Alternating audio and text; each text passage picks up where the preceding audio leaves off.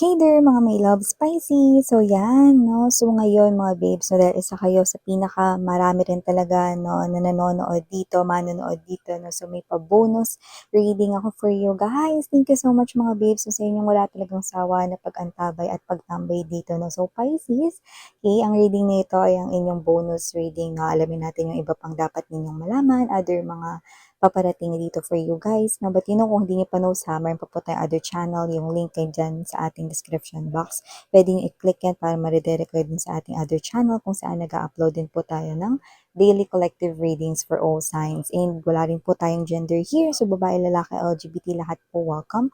Pwede rin pong switch yung mga roles na dahil possible talaga magkapalit-palit dahil ito ay isang general reading. And at the end of the day, everybody, meron kayong free will na free nyo pong gamitin anytime, anywhere. And yun nga mga babes, let's get into your reading, Pisces. And let's see what do we have here for you guys. Kung may cross-watchers dito si Pisces, welcome ka din. At kung may Pisces placement sa kanilang natal or birth chart, welcome din kayo. Just take only what resonates, guys. Okay, so let us see what do we have here for Pisces, please. What does Pisces needs to know? Can you please show me? Mga mensahe para kay Pisces, please.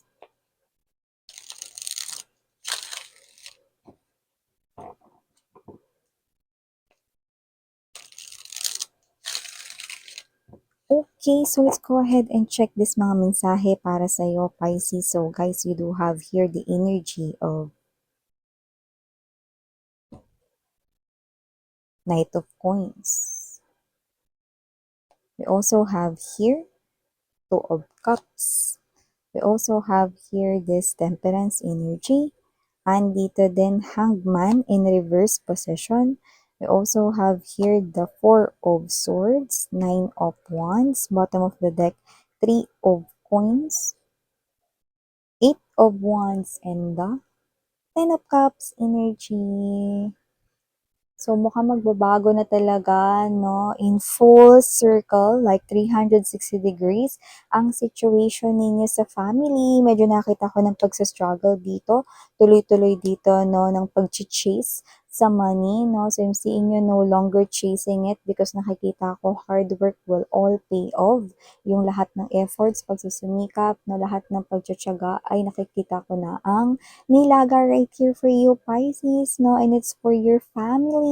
So, nakikita ko dito, no, na magkakaroon na rito ng pag-alwan ng inyong situation. Ang struggle ninyo sa money ay unti-unting naglalaho dahil meron ditong mga opportunities na ito yung mga mahihita mo, no, sa iyong efforts na ginagawa, no, at inspirasyon mo, no, sa likod nito ay ang iyong family. Pwedeng yung sarili mong family kung meron na, no? Or meron ka dito, no? Na yun nga, yung family mo na biological family, like your mom, your dad, your siblings, no? So, nakikita ko rito, no, na unti-unti na rito naaangat ang inyong sitwasyon.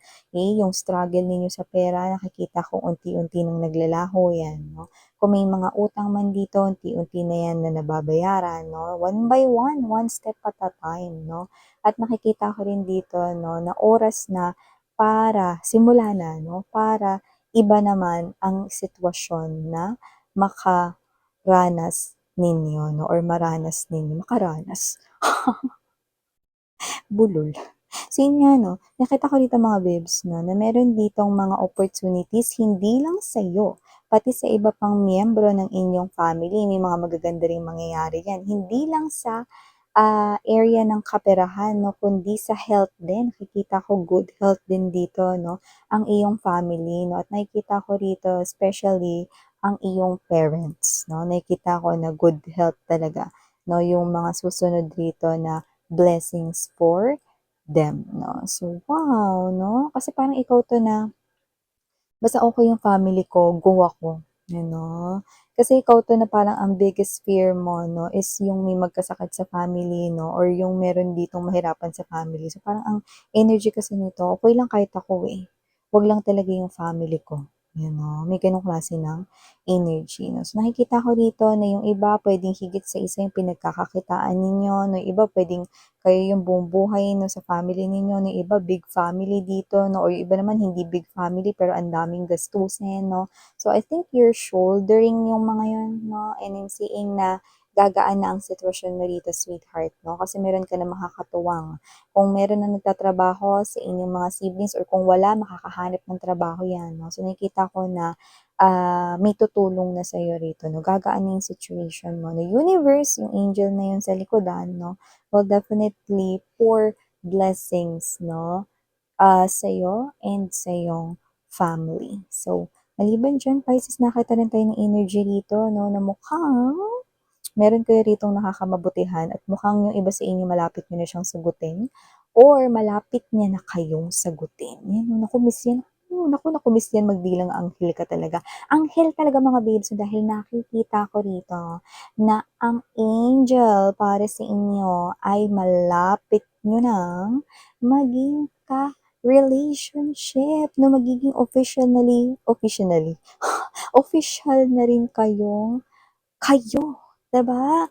At nakikita ko dito na talagang super magiging happy ka, no, or super kung ikaw yung sasagot sa kanya, no, dahil ikaw yung babae, no, nakikita ko magiging super happy siya, no? Like, posible siya rito magtatalon sa tuwa, mga babes, no? Okay? Kasi yan lang rin naman ang alalahanin niya, lalo na pag bago siya matulog. Baliktarin niyo na lang dahil puwede rin magkapalit-palit yung mga roles, no?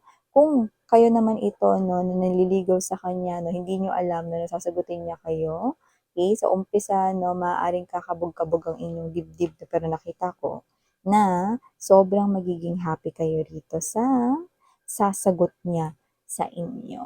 Wow! May iba naman puwedeng, kayo na niyan, no, sa iba kung magka-boyfriend-girlfriend man kayo na puwedeng yan ay proposal, no? Like taking your relationship to the next level, no? And that person, okay, posibleng mag-yes siya sa'yo rito, no? Na question na, will you marry me, no? Or kung sino man dito yung nagsabi ng will you marry me, LGBTQ sa first welcome din kayo, no?